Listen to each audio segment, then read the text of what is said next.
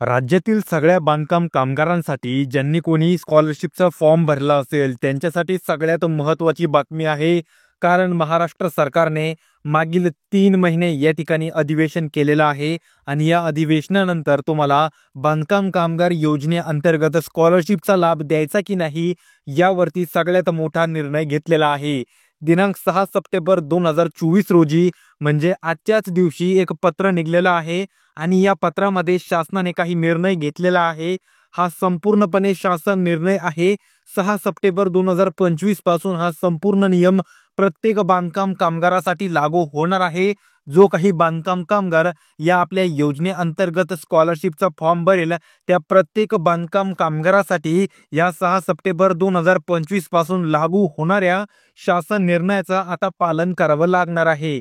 आता हा निर्णय किंवा जो काही GR आहे तो कशासाठी आलेला आहे, तर तो आलेला आहे बांधकाम कामगार योजनेअंतर्गत जी विद्यार्थ्यांना स्कॉलरशिप वाटप केली जाते त्यामध्ये काही दिवसांपासून काही वर्षांपासून खूप मोठमोठे घोटाळे आपल्याला पाहायला मिळत आहेत व काही खऱ्या बांधकाम कामगारांना अजूनही या योजनेचा लाभ मिळत नाही आहे. या संदर्भात एक मीटिंग घेण्यात आली होती आणि या मीटिंगसाठी त्यांनी 3 महिने हे अधिवेशनाचा टाइम घेतलेला होता आणि त्यानंतरच हा नियम किंवा आपण हा जो GR आहे तो घेण्यात आलेला आहे. आता यामध्ये 6 सप्टेंबर 2025 रोजी महाराष्ट्र शासनाने बांधकाम कामगार शिष्यवृत्ती योजनेबाबत नवीन अटी व पात्रतेची अंमलबजावणी जाहीर केलेली आहे. या निर्णयानुसार आता बांधकाम कामगार योजनेमध्ये काही महत्त्वाचे बदल होणार आहेत. आता बांधकाम कामगारांना माहितीच असेल की आपल्या योजनेमध्ये किती वेळोवेळी या ठिकाणी आपल्याला वेगवेगळ्या प्रकारचे बदल पाहायला मिळत आहेत. पण या ठिकाणी वेळोवेळी बदल आपल्याला शिष्यवृत्तीची रक्कम केवळ निश्चित निकष पूर्ण करणाऱ्या विद्यार्थ्यांनाच देण्यात येणार आहे. आता या वाक्यामागं खूप मोठं राजकारण लपवलेलं आहे किंवा खूप मोठं कारण आहे कामगार मित्रांनो. जर तुम्हाला याचा अर्थ कळलेला नसेल तर व्हिडिओला तुम्ही शेवटपर्यंत पहा, तरच तुम्हाला संपूर्ण माहिती कळणार आहे. अथवा तुम्हाला कोणतीच माहिती कळणार नाही, 50 ते 60% ज्ञान घेतलं तर तुम्हाला काहीच फायदा होणार नाही. त्यामुळे व्हिडिओला शेवटपर्यंत पहा आणि शासनाने ही बांधकाम कामगारांसाठी कोणती बातमी आणलेली आहे, नक्की कोणता GR जाहीर केलाय, यामध्ये तुमचा फायदा होणार की तोटा हे संपूर्णपणे समजून घ्या. आता शासनाचा उद्देश हा आहे की बांधकाम क्षेत्रात काम करणाऱ्या कुटुंबाची पुढील पिढी शैक्षणिकदृष्ट्या सक्षम व्हावी आणि त्यांना सामाजिक व आर्थिक उन्नतीची संधी मिळावी. या धोरणासाठीच बांधकाम कामगार त्यांच्या पालकांद्वारे त्यांच्या मुलांना आता काय करत आहे, बांधकाम कामगार योजनेअंतर्गत विद्यार्थ्यांना शिष्यवृत्ती देते.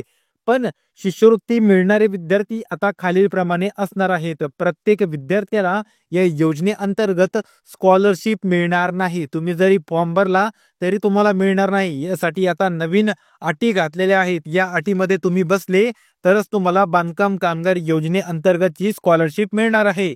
आता कोणकोणत्या अटी आहेत आपण ते जाणून घेणार आहोत. पण त्या अगोदर जर तुम्ही अजूनही व्हिडिओला लाईक केलं नसेल तर लाईक करून घ्या, चॅनलला देखील सबस्क्राईब करून घ्या. कारण आपल्या चॅनलवरती फक्त आणि फक्त बांधकाम कामगार योजनेसंदर्भातीलच महत्त्वाचे व्हिडिओ अपलोड होतात. आता बांधकाम कामगार कल्याण मंडळात बांधकाम कामगार कल्याण मंडळात किमान 1 वर्षांपासून वैध नोंदणी असलेल्या कामगारांच्या मुलांना लाभ मिळणार.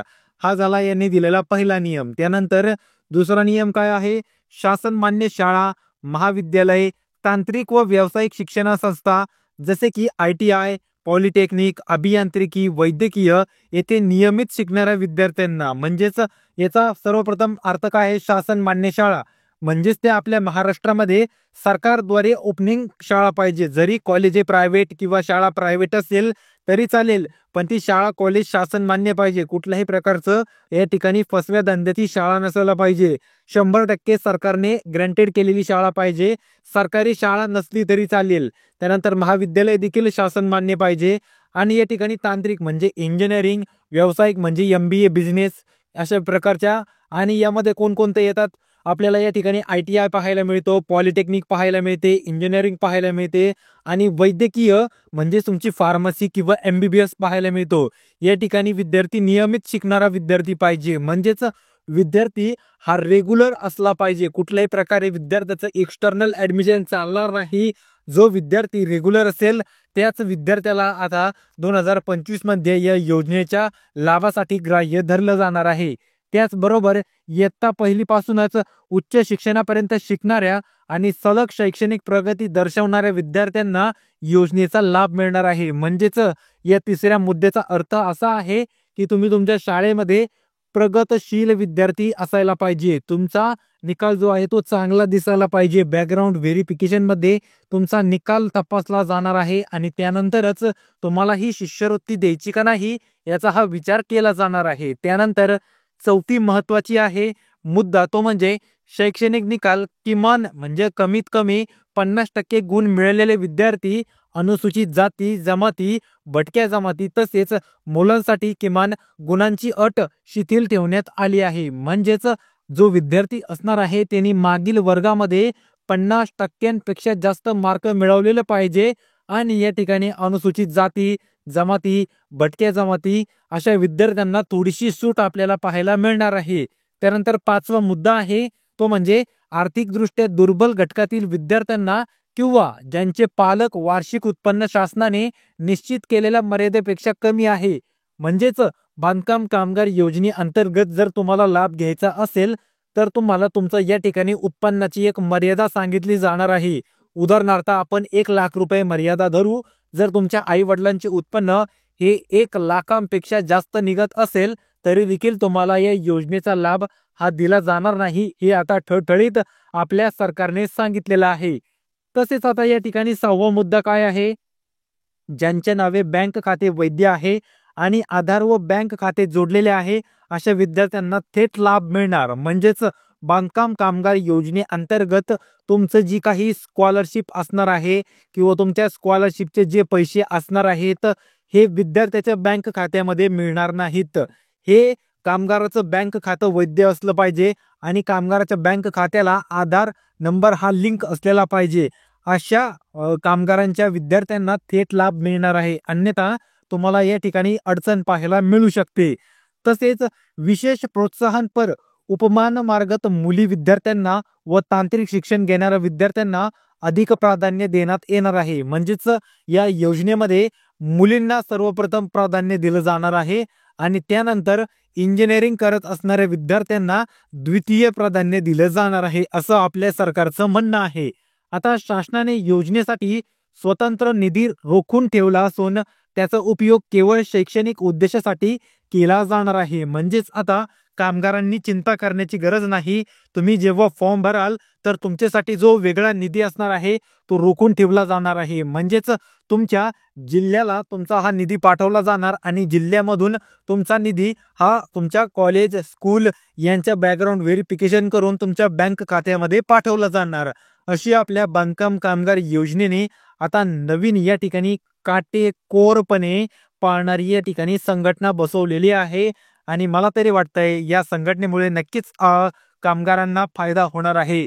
या संदर्भात श्रम व बांधकाम कामगार कल्याण विभागाने जिल्हा व तालुका कार्यालयांना निर्देश दिले आहेत की अर्जदारांची पात्री काटेकोरपणे तपासून फक्त पात्र विद्यार्थ्यांनाच शिष्यवृत्तीची रक्कम वितरित करण्यात यावी. म्हणजेच या ठिकाणी एक महत्वाचा मुद्दा तुम्हाला लक्षात घेण्यासारखा आहे.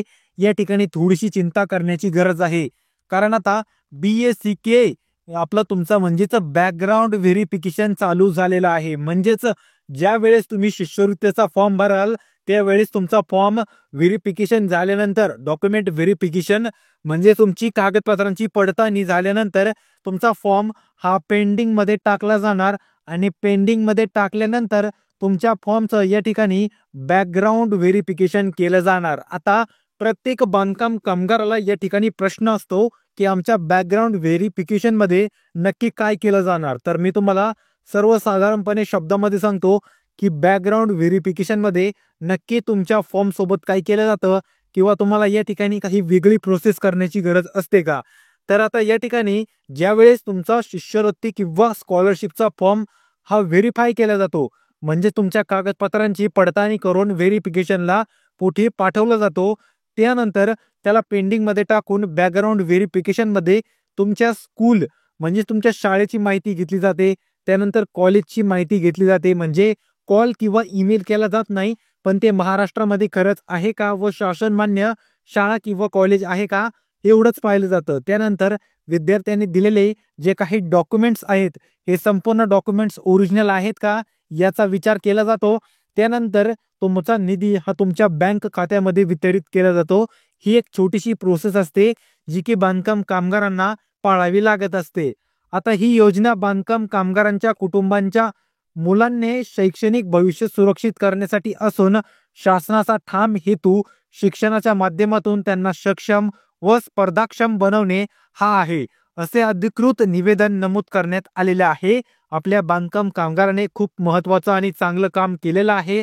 या सर्व कामाचं मानधन श्रम व बांधकाम कामगार कल्याणकारी विभाग महाराष्ट्र शासनाला जात आहे, कारण त्यांच्यामुळेच कित्येक बांधकाम कामगारांची मुलं आज मोठमोठ्या पदावरती शिक्षण घेत आहेत. तर कामगार मित्रांनो, या व्यतिरिक्त जर तुम्हाला काही शंका, चिंता, प्रश्न पडले असतील तर तुम्ही बिनधडक कमेंट बॉक्समध्ये विचारू शकता. तुमच्या प्रत्येक कमेंटचं उत्तर दिलं जाणार आहे. आणि हा GR डाउनलोड करण्यासाठी आपल्या डिस्क्रिप्शन बॉक्समध्ये आपल्या टेलिग्राम चॅनलची लिंक आहे. टेलिग्राम चॅनलवरती तो संपूर्ण GR टाकलेला आहे. तुम्ही तिथून डाउनलोड करून संपूर्ण GR पाहू शकता. तर तुम्ही अजूनही व्हिडिओला लाईक केलं नसेल तर आत्ताच लाईक करून चॅनलला देखील सबस्क्राईब करून घ्या, की तुमच्यासाठी असेच नवनवीन महत्त्वाचे व्हिडिओज बनवण्यासाठी आम्हाला प्रोत्साहन मिळत राहते. तर भेटूया पुढील व्हिडिओमध्ये. तोपर्यंत रामकृष्ण हरी.